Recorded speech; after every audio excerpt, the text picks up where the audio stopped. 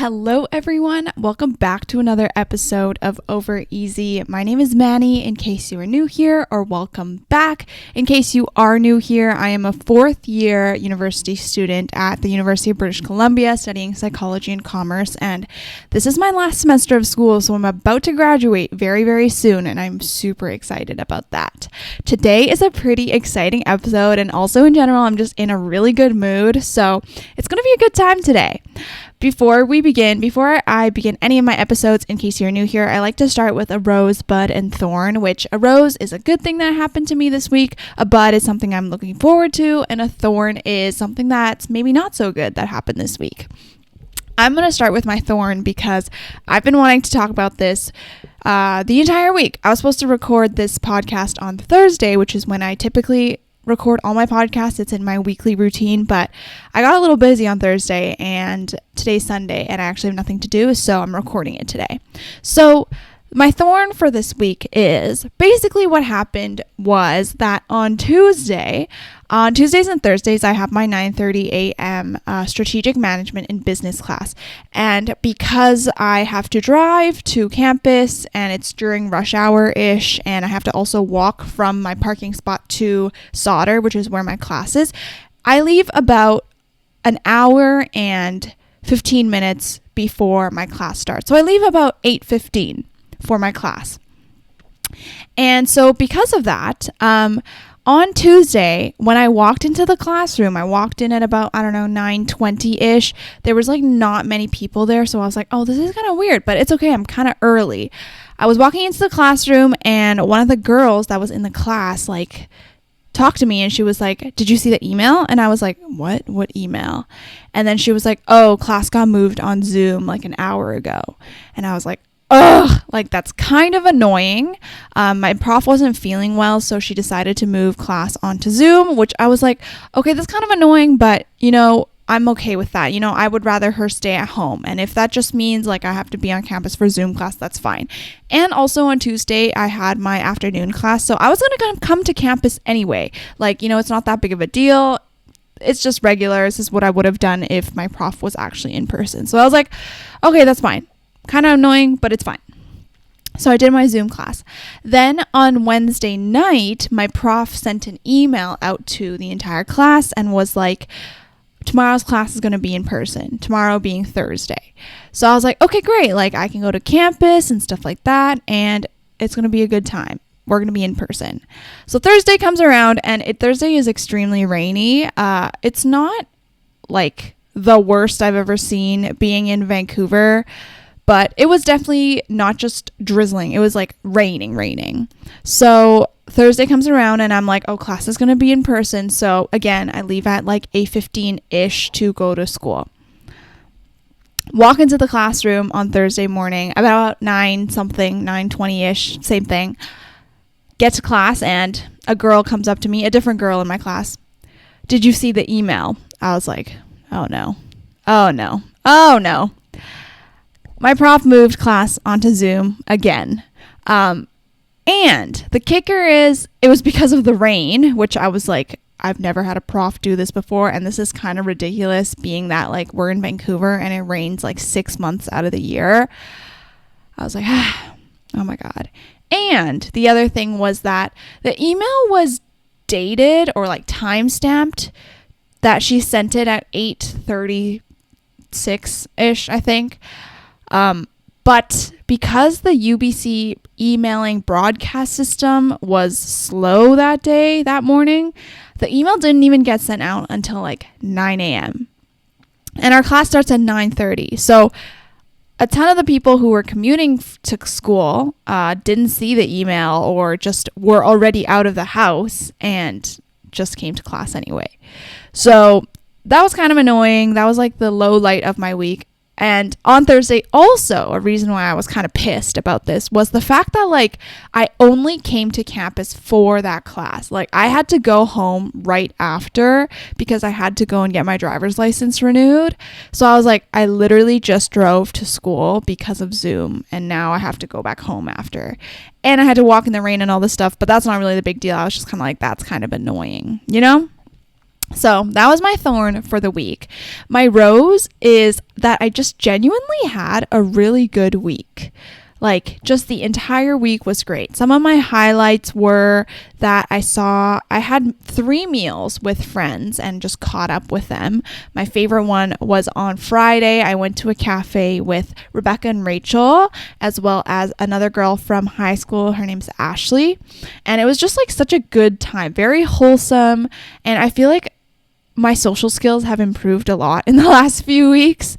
So, and also what helps is the fact that like I'm genuinely wanting to go and socialize. Like, it's not the point where I have to be forced to socialize anymore. You know, people are dragging me to go out. Now it's like I'm willingly putting myself out there and like actually wanting to talk to people. So it's like a much better time. So my week was pretty good. I went shopping with my mom yesterday as well. It was supposed to be for like my birthday trip, which is the theme of today's episode. My birthday is in 13 days as of the day that I'm recording this. So we went shopping, and I genuinely have not had like a in-person shopping trip in so long, like pretty much since COVID started. I haven't bought that many clothes regardless since COVID started. But yesterday was like the first like in-person shopping spree that I had with my mom, and it was very, very fun. I bought many clothes and spent a lot of money, but it's for my birthday, so I tell myself it's okay. And it was just a good time. Also, it was really nice weather yesterday unexpectedly, so wholesome time all around. I feel like my relationships with people have improved so much in the last few weeks and months, like not just with my friends, but also with my mom and with my boyfriend. I'm just in a really good place right now, which is great. My bud is I am looking forward to the summer so bad. Oh my God. I was studying yesterday morning, but then I ended up getting sidetracked, and I was planning out a trip to Toronto that I'm going to take in June. My plan is that I'm going to visit a couple friends for their graduation and just celebrate with them and just like have fun in Toronto, because I don't think I've like really ever been traveling in Toronto ever since I was like old enough. Like, I've definitely gone when I was a baby with my family, and the last time that I went was in grade 11, but I went for like a leadership conference, so I didn't actually get to like do Toronto things, you know? So I'm really excited to go in June and just like be a tourist in Toronto and like have fun, because I've never really done that. So very excited for that. I just have to like plan out the dates right now. They're still a little bit iffy just because I have a couple other obligations in June that kind of might ruin the flow of the trip, but we'll see. Anyways, that's my bud. No, wait, that's my rose. No, wait, that's my bud. I'm getting sidetracked. So I've been having a really good time. I have 3 weeks of college left. Is that right? Oh my God, let me check my calendar. I have 3 weeks of college left, which is very scary to say. I've been making a lot more content recently just because I'm trying to like vlog or TikTok vlog or something every single day just to kind of like soak up the last of my college experience. And it's been kind of stressful, but also really fun because I've been in like a content creating mood. So very exciting. Also, this past week, I was reminded that people like actually watch my content, which I totally forget at times. Like, honestly, when I do my podcast, like right now, and when I vlog and when I make TikToks and stuff, like I like realistically I understand that I'm making it for other people, but it just doesn't feel that way. Like, I just feel like I'm either like showing one person this, like I'm just like recording. There's no like particular people that I'm like thinking about. I just feel like I forget that people actually watch, if that makes sense. And while I'm recording, it just feels like I'm kind of talking to like a friend, like my camera is like my friend. And I forget that like when I post online, people actually see it. So I was kind of reminded of that these past few weeks. And I was like, oh shoot, maybe I should like think about this more. But I think I've been doing pretty well with my content. And what's most important is that I'm having fun, which is the case recently. So as I kind of alluded to in my Rose. My birthday is coming up. It is April 2nd. I've always had like a weird relationship with my birthday in that like I love my birthday and I love having birthdays, and just, I think birthdays are so fun.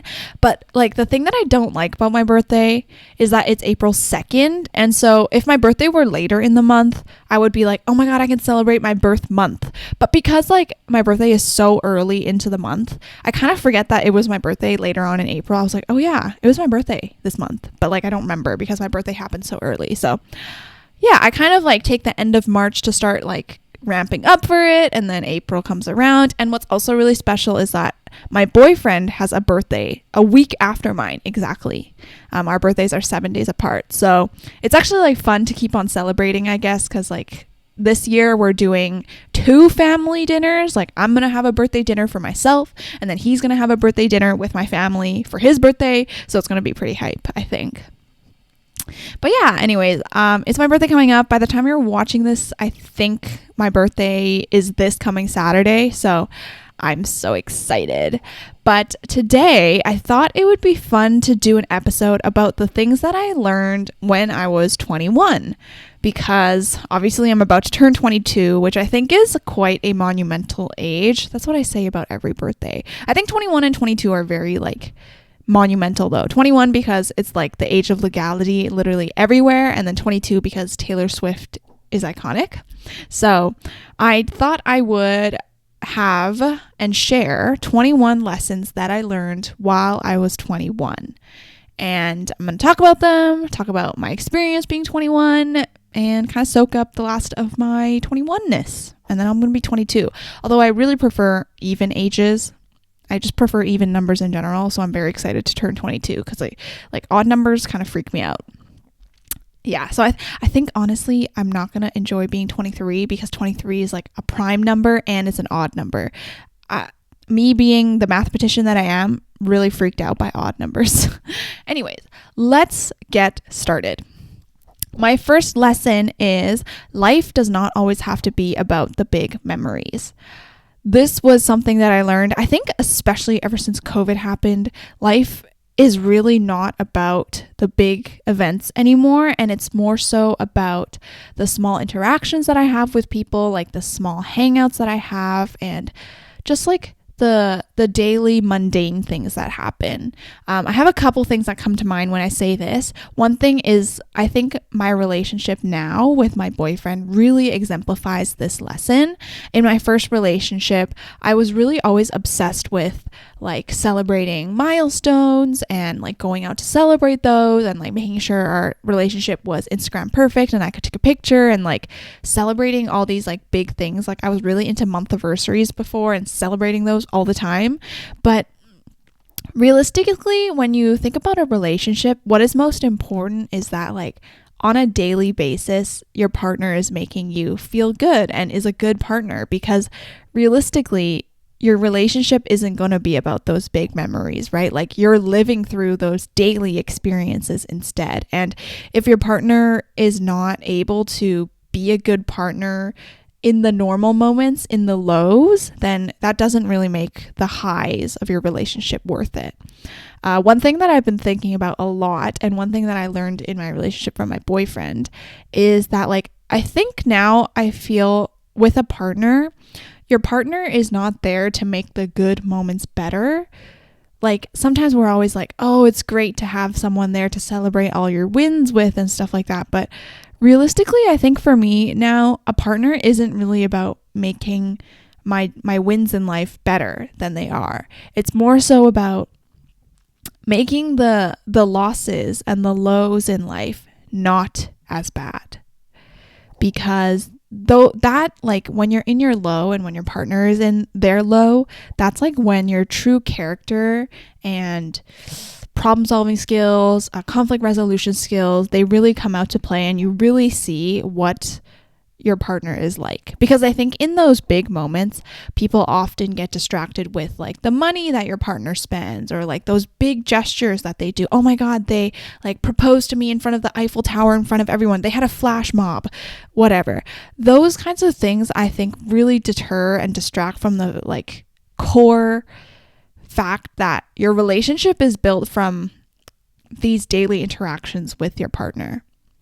So I've learned that life really is just about like appreciating the small moments in life. I find that having a gratitude log is a great way to kind of track these small moments and just like appreciating them, because they're a lot more special than I thought they would be.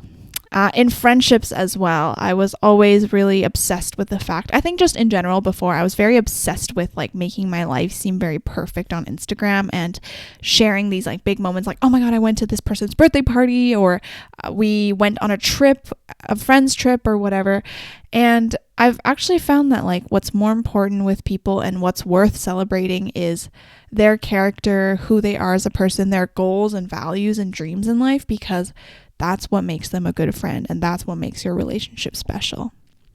So that was my first lesson. I think I've definitely learned that like mundane and routine life is actually very enjoyable, and it doesn't always have to be super exciting with big events every single day or every single week. Big one. My second lesson is I learned how to take care of myself. I think this means legitimately in that like I have learned how to take care of myself in that I can sustain myself with chores and grocery shopping and making sure I go and exercise and doing hair care and skincare, like all these physical attributes. I've definitely stepped up in my self-care game, and I think that I've definitely improved a lot. But I think also one of the big things that I learned is how to maintain boundaries this year. I was really bad at it before. I was always a person that would like be a doormat. That's what my boyfriend and I called myself at the beginning of our relationship, because I was just like a doormat to people. I would just let people step all over me and like give up my own needs to help others first. And I think a big reason why, and I've been thinking about this the last few days actually, a big reason why I did that before was because it was internally also self-serving. People would always be like, oh, you're so nice, you're so altruistic and stuff. But realistically, a big reason why I also did those things for other people was so that like it would come back to me and people would have a positive light on me. So it wasn't really out of the kindness of my heart, as much as I want to say that. I think for me, I will say it's quite mature of myself to see that like I was also kind because it had good consequences on me as well. But I think one thing with boundaries that I've improved on a lot this year is just in terms of socializing and social situations.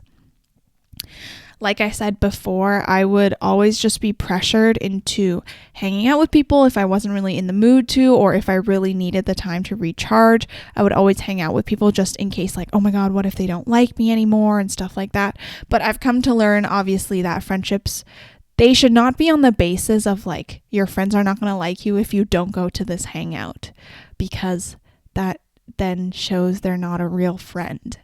And I've really gotten good at taking some alone time and just letting myself recharge when I need to. And I think this also goes on the basis of my relationship as well. I used to be obsessed with seeing my boyfriend every single day, every single moment possible. But I realized that setting that boundary and also having some alone time is crucial, because the time apart really then makes your time together special. Okay, number 3, being productive doesn't mean doing homework. You don't have to do homework to be productive. One thing that I've learned throughout the course of COVID and this year is like keeping a busy schedule, a jam-packed schedule, is not always good. I used to be obsessed with that. I think like in grade 12 and even early university before COVID happened, I'd be obsessed with like making my calendar stacked back to back. So I'd be like class, then I'm going to go and study. Then I'm going to go to my meeting, and then I'm going to go see friends, whatever. I was obsessed with making my time like worth it. In my mind, I guess, worth it in quotations. But I have learned that that is not always the case. Rest is productive. Doing nothing is productive. And I feel like productive as a word should be reframed and just redefined, because it is definitely changing in this day and age, but I've learned that most of the time, to be the most efficient with my studying, I have to take time off and I have to let myself recharge. I want to show you an Instagram post that I saw recently, actually, that I thought was very interesting. Let me pull it up. Feeling the need to be busy all the time is a trauma response plus fear-based distraction from what you would be forced to acknowledge and feel if you slowed down.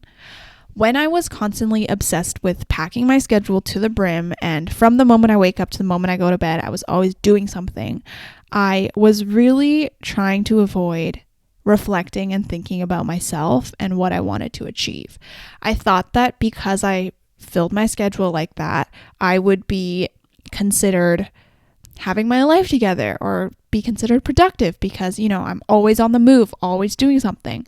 But really, I was trying to avoid, first of all, like unresolved trauma that I had not worked through, and also just like the ability to think and reflect and introspect. I was trying to avoid that because I knew that I had a lot of flaws and things to work through. So I was trying to avoid all that by staying busy.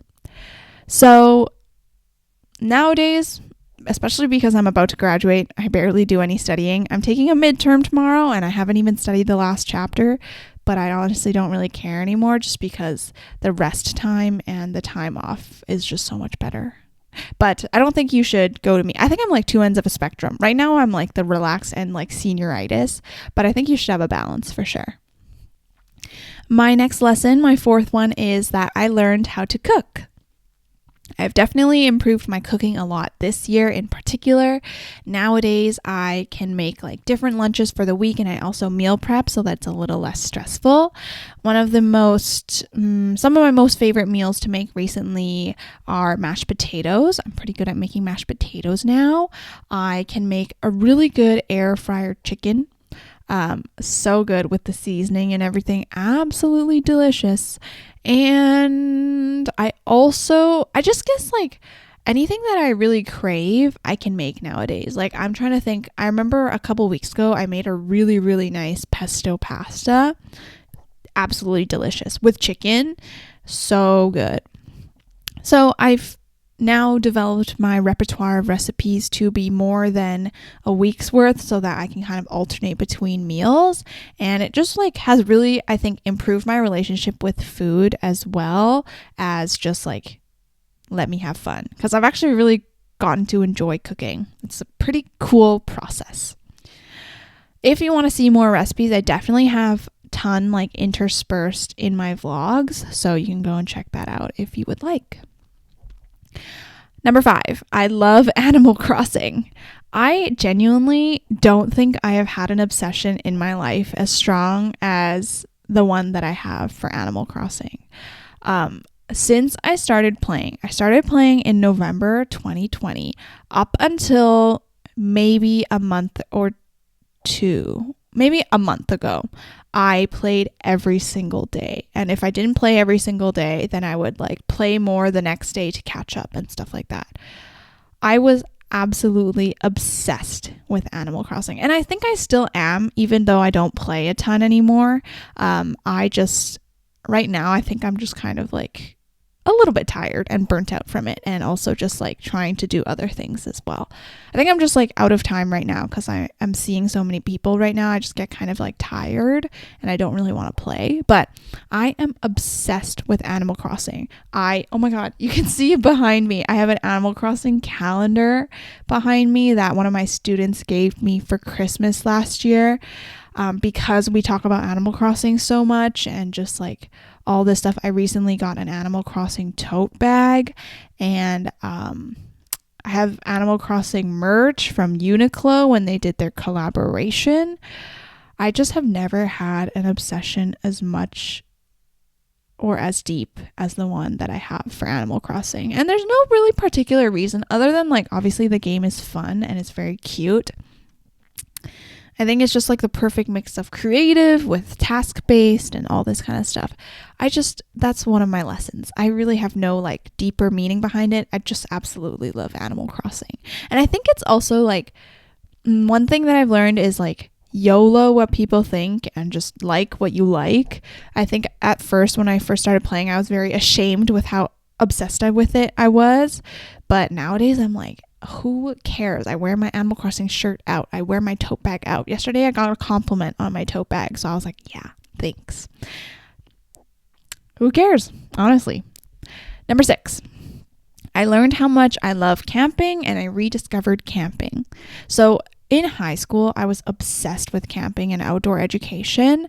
I looked forward to our yearly camping trips that were organized by the school. And in grade 10, I did a program where I went on 6 camping trips in a year with like my classmates. And it was honestly so much fun. I always loved camp. I loved the nature. I loved the fact that, you know, we were not on our phones, and I just loved like wholesome times. Like I feel like in camp, people are a lot more wholesome. They are a lot more vulnerable, and we just talk about different things.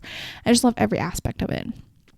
And I went camping last summer. So I guess I was 20, not 21, but I went camping 3 times over the summer of 2020, and I just absolutely fell in love with camping again. I want to go camping more. I just need to find like people that I can do it with, because I don't want to get murdered by a bear, obviously. But it's just so much fun. Like it's the same like wholesome feeling. The fact that like you cook your own dinners and we make like simple stuff and eat oatmeal for breakfast is just like so much fun. And you get to explore so many beautiful places. In British Columbia especially, you have so many beautiful places. Yeah, it makes all the pain of hiking to your campsite worth it for sure. All right, next lesson. I learned to prioritize myself. And in brackets, I wrote BI. So I think in particular, I was thinking about the fact that I quit my BI job and what I learned from that particularly. I think I was very conflicted in my BI job because I was like, these people are depending on me and need me to do this job and stuff like that, even though I didn't really enjoy it and I didn't think that I was compensated enough. But I learned how to prioritize myself, and I also quit my first job ever, which was a very big girl move, and definitely learned that like my enjoyment and happiness and what I want to spend my time on is really important to me, and I deserve to prioritize that and not do things that I don't want to. And I definitely also learned like different fields that I might want to or not want to go into. Definitely not going to go into BI and stuff like that. So that was a very good lesson this year. Number 8, I really enjoy other academic subjects as well.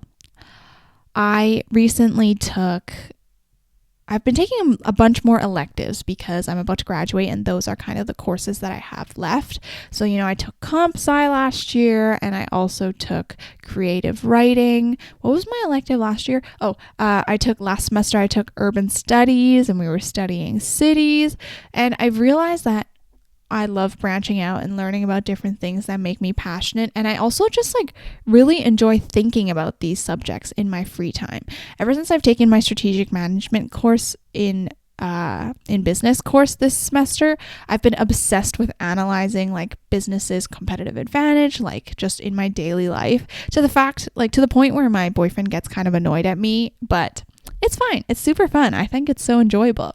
So I really, really just enjoy other academic subjects. And I hope that like after I graduate, I can still do learning somehow, because I would really hate to lose this aspect or this part of me, because I think one part of me that is really special and that I really like is that I really enjoy learning and just love learning about different subjects. All right, next one. I learned how to control a panic attack. Although I don't get panic attacks very regularly, and nowadays I can kind of see why I get set off, I did learn how to control a panic attack and just like make sure that I'm okay in public.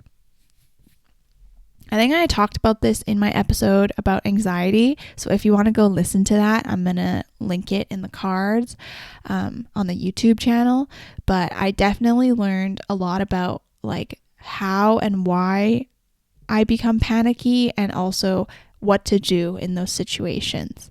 So that was a great lesson because I honestly cannot remember the last time I've had a panic attack. And more recently, since the beginning of 2022, I've been tracking my anxiety and panic in my planner. And honestly, the last few weeks, it's all been like 0 out of 10 or 1 out of 10, like very, very minimal, which I'm very happy with. Number 10, next thing I learned is I work best with a consistent routine. This is one of my favorite lessons. I love my routines. I love my morning routine. I honestly could develop a better night routine at this point, but that's okay. But just like also my routine in the day and in the week. So as I said at the beginning of the podcast, like Thursdays are my day to record my podcast now. And it's just like such a nice routine to have this expectedness in life and just to know that like Thursdays are my podcast days, Tuesdays are my editing days, whatever. I think it's just great. I really get thrown off if my routine has to change. Like these past couple of weeks, because I've been trying to make plans with people, my routines have had to shift to accommodate other people's schedules, which is totally fine. But I've realized that like when I have to change my schedule, it like really throws me off because I have like allotted amounts of time to get work done throughout the week to make sure that I can finish everything. But when I have to switch things around, it kind of gets a little complicated. But definitely, I love my routines, and I hope that like as I transition out of school without this like skeleton of class schedule and stuff, that I can still have a good routine. Next one. I love getting ready, doing makeup, hair, and wearing clothes. Okay, obviously everyone loves wearing clothes because I don't want to be naked, but I mean like wearing nice clothes that make me feel good. Throughout COVID, I think I got kind of like unmotivated because, I was like wearing sweatpants all the time. I was like, why do I need to dress up? I'm only staying at home all day. But I realized that like, especially this semester, I've been wearing a lot of makeup, a lot more makeup than I usually do. I just feel like so put together and so nice. And I myself feel intrinsically like confident and motivated to just tackle my day with a great attitude. And I think that's really important. And it just gets me set up on the right foot and also just makes me feel put together. It doesn't necessarily make me feel more confident. Actually, it does. I'm trying not to like be reliant on makeup though, because I don't want to be like, oh, I have to have makeup to be confident. Like I think I still want to, obviously I want to be confident without makeup and just like in my natural skin too. So that's kind of the dilemma that I've been feeling. But more recently, I've been obsessed with wearing cute outfits to school and like putting my hair nicely and stuff like that. Although I'm very sick of my long hair and I think I'm going to chop it short for the summer. Really, really want to. I've never cut my hair short because I've had to dance, but I'm not dancing anymore after this year. So I have like no reason why not to cut my hair short, like above my shoulders. So we'll see what happens there. Next one. Don't do things for other people. Classic lesson that I think a lot of people go through eventually. I was a people pleaser growing up, and I always have been, probably still am a little bit to some extent. But when you do things, it's very important to consider why you are doing them. And I think it's also because like COVID has made it extremely apparent that time is like very limited and we don't have all the time in the world. So you really have to pick and choose the things that you want to do. So don't choose things that you are doing just to please your parents or just to please your friends. Like genuinely do things that you're interested in and that are going to make you happy. And it's not always it's easier said than done, but I think once you get through that like initial barrier of realizing that, your decisions affect your life and not really anyone else's, then it's a lot easier to feel happy with like your everyday actions and what you choose to do with your time. Okay, next lesson, number 13. It is okay to rest. This kind of goes back to my third lesson, which is that you don't always have to be productive, and being productive can look very different now, but resting is so important to make sure that your well-being's okay, to make sure that your social interactions are actually good with other people, and just to recharge. Very important. And before, I would like never let myself rest because I was like, this is unproductive, like this is not what I should be doing with my time. But genuinely, I feel like if I don't rest nowadays, I cannot do anything ever. So there's that. 14. There are lots of ways to get physical movement. Super important. I am obsessed with going to the gym nowadays, but I've learned that exercise doesn't always have to be weightlifting and being super intense. And I've kind of like I'm getting over the guilt of not doing an intense workout every single day. But there are a lot of different ways to get physical movement. I mean, I've loved doing my high interval intensity classes at the gym because honestly, they're just super enjoyable. But I've also explored with Pilates and yoga this year, as well as just like having a rolling session to make sure my muscles are okay. So it's just really important to understand that there are a lot of different ways to get movement, and not everyone can just do that one type. Like also going on a walk is great, or doing a stretching routine at home, doing stretching videos. I love doing that. There's a lot of different ways to get movement, and I think just the most important is to get movement, because that's what keeps our bodies going and also makes me feel so good every single day. Just getting movement. Like some days I don't even exercise, like just walking on campus is enough, because walking to and from my classes and wherever I need to go is like honestly a lot of exercise at times too. Number 15, everyone is going through something. This is a realization that I had recently that I was like, wow. I was kind of thinking about people that I don't really like or have not really liked in the past. And I was like, why don't I like them? And most of the time it's like, oh, because they're mean, or because, they're not considerate and all this kind of stuff. And then I was thinking like, why were they that way? What made them act that way? Was it truly because of their character and just who they are as a person? In which case I would just not spend time with them. Or is it because of something else? And I realized that a lot of the people that I don't or didn't like, I actually don't really not like people anymore, I just don't really bother, were going through something very personal and hurtful for them. And I might not have realized it at the time. So I kind of attributed their mean characteristics to their personality, when in reality, it was just their way of coping with whatever they had to go through, which I think was a very big lesson to me, because I did the same thing. When I was in I would say late elementary and early high school, that was when I struggled the most with dealing with my parents' divorce and just my family situation in general. And while I was all in all a very, I would say I was still a nice person, there were definitely still times that I wasn't a great friend to my friends, and I wasn't a great person either.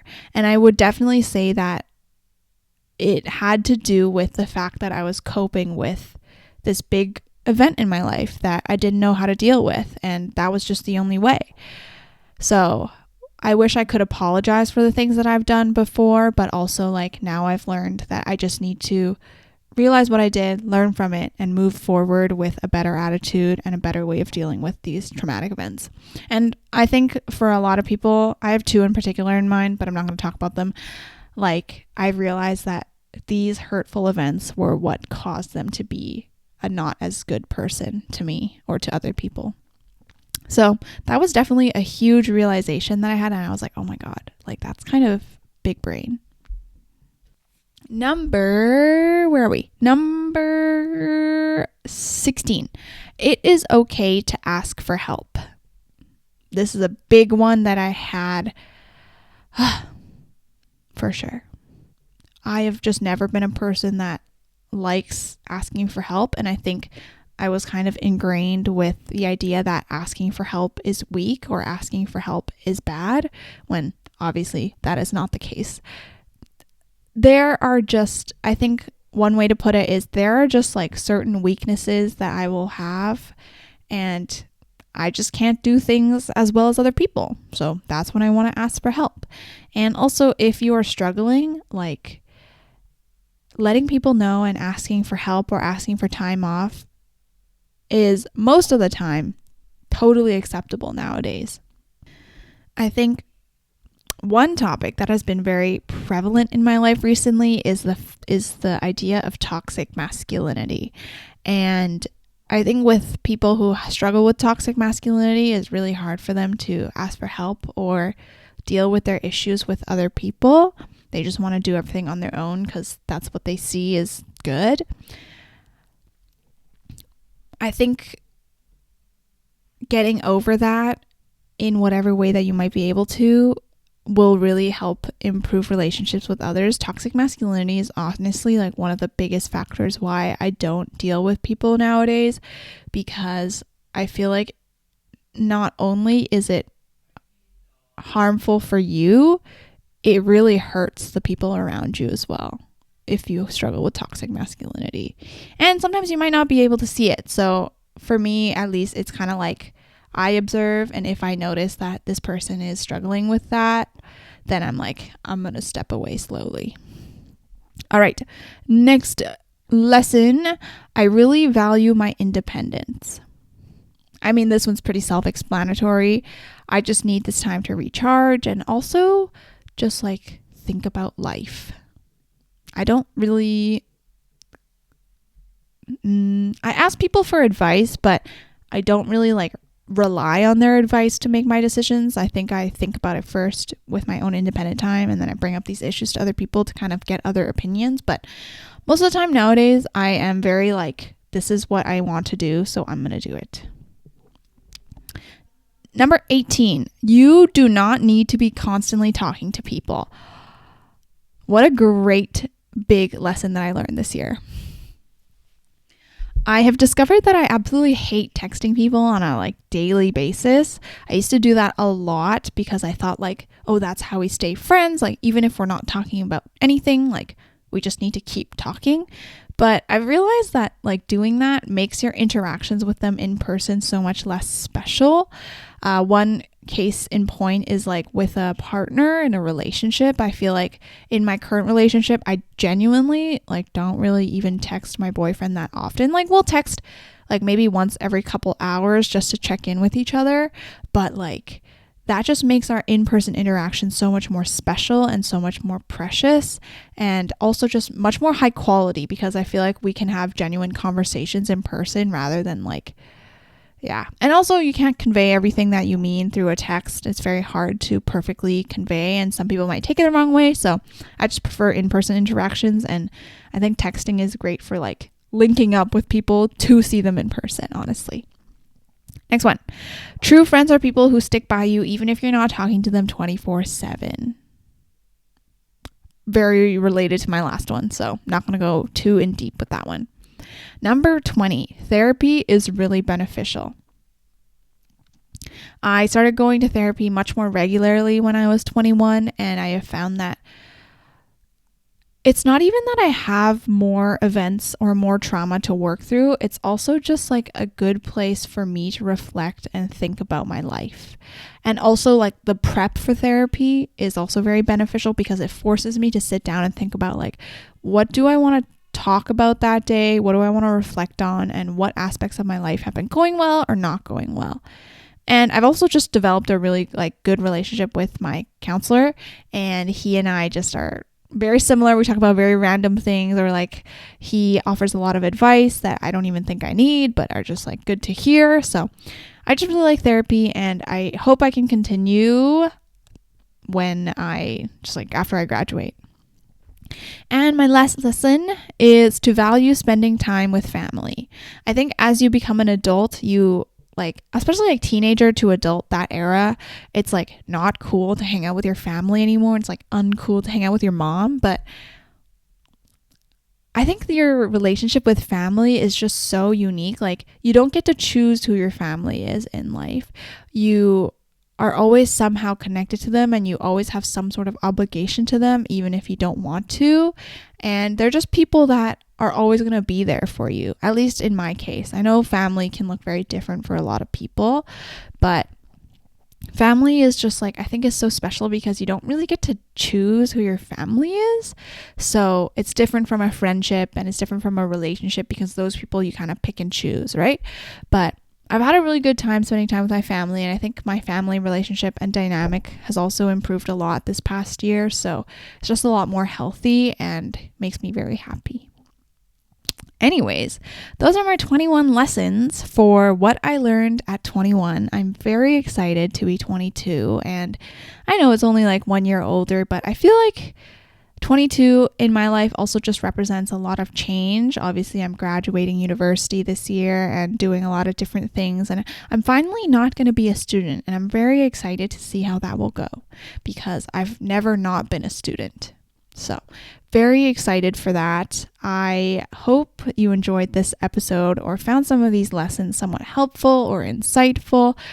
That's all I can really ask for or wish for nowadays. If you enjoyed the episode, make sure you subscribe to the Over Easy podcast channel on YouTube. Follow on Spotify. You can also give it a rating on Spotify if you would like, and Apple Podcasts.